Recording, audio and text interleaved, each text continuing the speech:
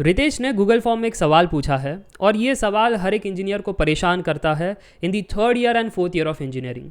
सवाल ये है, GRE versus CAT versus GATE exam, तीनों में से हमें कौन से एग्ज़ाम के लिए प्रिपेयर करना चाहिए ताकि हमें बढ़िया अपॉर्चुनिटी मिले, यानी अच्छी सैलरी, अच्छा पैकेज, अच्छा एनवायरनमेंट, अच्छी लाइफस्टाइल, स्टेबिलिटी एंड ग्रोथ। अगर आपका भी ये सवाल है तो ध्यान से सुनना, ये वीडियो बहुत ही इंपॉर्टेंट है।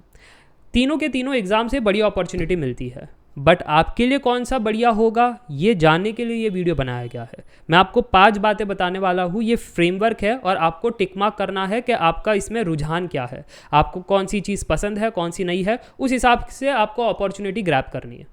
अब जैसे सबसे पहला पॉइंट आता है मनी।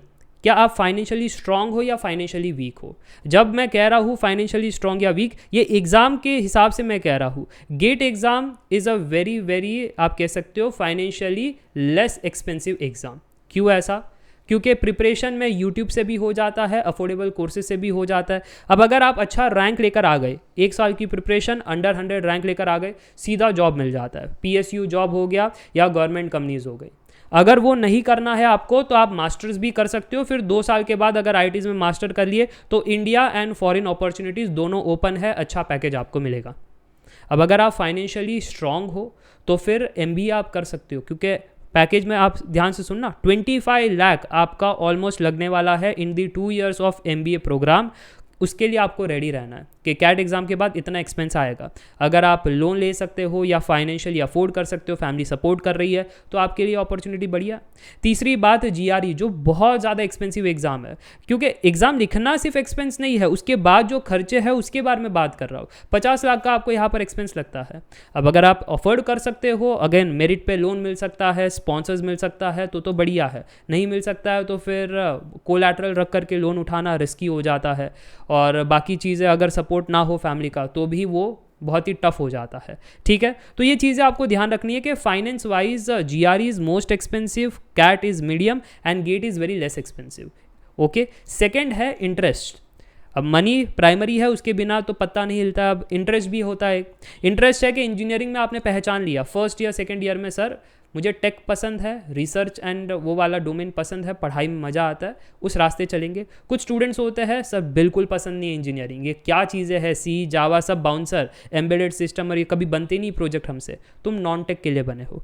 तो टेक एंड नॉन टेक ये 2 ही रास्ते हैं, इसके अलावा और कोई रास्ता नहीं है। तो अगर आपको टेक पसंद है तो टेक आपको गेट से मिल सकता है अपॉर्चुनिटी, आपको GRE से मिल सकता है अपॉर्चुनिटी, बट कैट से नहीं मिल सकता। नॉन टेक जाना है, नॉन टेक के लिए कैट इज़ दी बेस्ट। ठीक है, अब तीसरी बात, जब आप ये सोच रहे हो कि सर डिग्री में कितना साल लग जाएगा, तो MBA प्रोग्राम भी 2 साल का होता है, और GRE अगर आप कर रहे हो तो वहाँ से फॉरेन से मास्टर भी 2 साल का होता है, गेट से भी मास्टर्स 2 साल का होता है। तो हर जगह आप 2 साल के लिए तो पैक रहोगे ही रहोगे, उसके बाद आपको जॉब मिलेगी। अब आप ये सोच रहे हो सर मुझे वो डिग्री नहीं चाहिए, सीधी नौकरी चाहिए, तो सीधी नौकरी तो सिर्फ गेट से ही मिलेगा और कहीं से नहीं मिलेगा। ठीक है, ये बात क्लियर होनी चाहिए।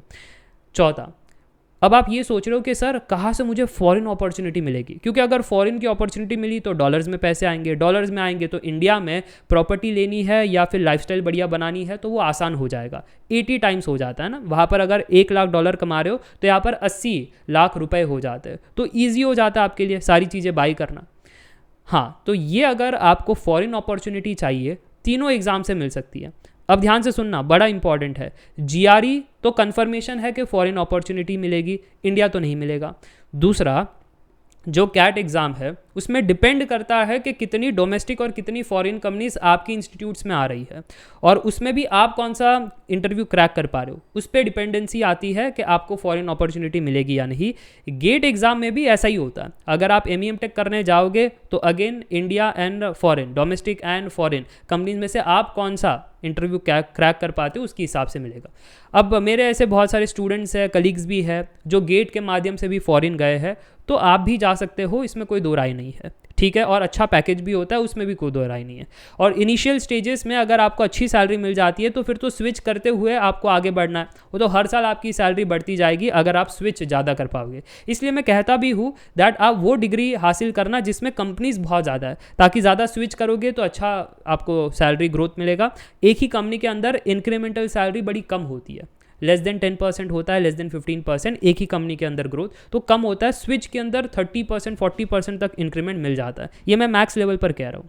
और फाइनली मैं ये एंड करना चाहूँगा नोट पर, आपको देखना है कि आपका interest, money, job versus degree, और आपको इंडिया में रहना या फॉरेन में, ये चीज़ को अच्छे से एनालाइज करना, प्लस फैमिली के साथ डिस्कस करना, ये बड़ा इंपॉर्टेंट है। बड़े बड़े डिसीजंस खुद से नहीं लेने होते हैं, फैमिली, ब्रदर, सिस्टर से बात करो और फिर उसके बाद डिसाइड करो which opportunity is good for you. ठीक है, तो ये पैरामीटर पर डिसाइड करना कि जीआरई, कैट या गेट देना है। एग्जाम तो टफ है तीनों, ऐसा कोई एग्जाम इजी एग्जाम नहीं है ना। नहीं तो स्टूडेंट्स कमेंट करके पूछेंगे सर कौन सा इजी एग्जाम है, कौन सा जल्दी से क्रैक हो जाएगा।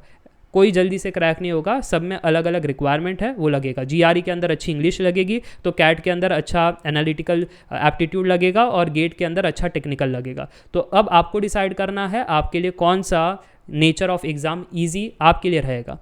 इंग्लिश अगर आसान है तो जीआरई दे दो, फाइनेंस वाइज अच्छे है तो जीआरई दे दो।